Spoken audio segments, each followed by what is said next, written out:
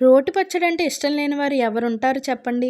మా ఇంట్లో వంకాయ రోటి పచ్చడి చేస్తే మాత్రం గిన్నె మొత్తం ఖాళీ అవ్వాల్సిందేనండి. ముందుగా 2 పెద్ద సైజు వంకాయలను తీసుకొని మొత్తం కూడా నూనె బాగా పట్టించి మంట సిమ్‌లో పెట్టి వీడియోలో చూపిస్తున్న విధంగా వంకాయలను మొత్తం కాల్చుకొని చల్లారనివ్వాలి.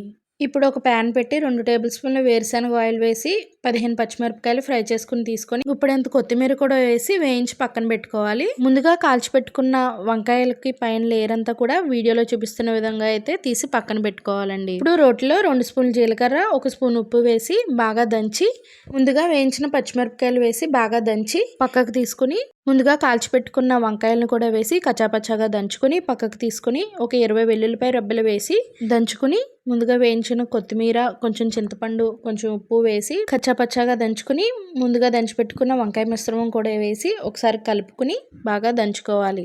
అంతేనండి, వంకాయ పచ్చడి అయిపోయింది అనుకుంటున్నారా? మన మెయిన్ ఇంగ్రీడియంట్ ఇంకోటి ఉందండి బాబు.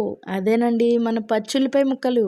పచ్చుల్లిపాయ ముక్కలు పంటి కింద తగులుతుంటే ఆ టేస్టే వేరే లెవెల్ అండి బాబు. కొన్ని ఉల్లిపాయ ముక్కలు తీసుకుని కచ్చాపచ్చాగా దంచుకుని ముందుగా దంచి పెట్టుకున్న రోటి పచ్చడిని కూడా దీంట్లో వేసి బాగా కలుపుకుని కాసంత నెయ్యి వేసుకుని అన్నంలో కలుపుకుని తింటే ఆ టేస్టే వేరే లెవెల్ అండి. వీడియో నచ్చిందా? నచ్చితే ఒక లైక్ వేసుకోండి.